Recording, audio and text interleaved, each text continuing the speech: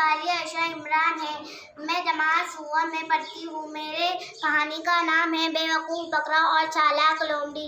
एक लोमड़ी सैर करने चली, सोच में डूबी थी। बेख्याली में एक कुएं में जा गिरी, मगर किस्मत अच्छी थी कि पानी कम था, वरना डूब कर मर जाती। खूब उछली कूदी, मगर बाहर निकल ना सकी। इतने में एक बकरा आया, उसे प्यास लगी थी। कुएं में झांका तो लोमड़ी नजर आई। बकरा बोला, बहन लोमड़ी, तुम वहाँ क्यों बैठी हो? आवाज सुनकर लोमड़ी खुश हो गई। सोचा के लो बिगड़ी बात बन गई। बकरे को बेवकूफ़ बनाकर यहाँ से निकलना चाहिए।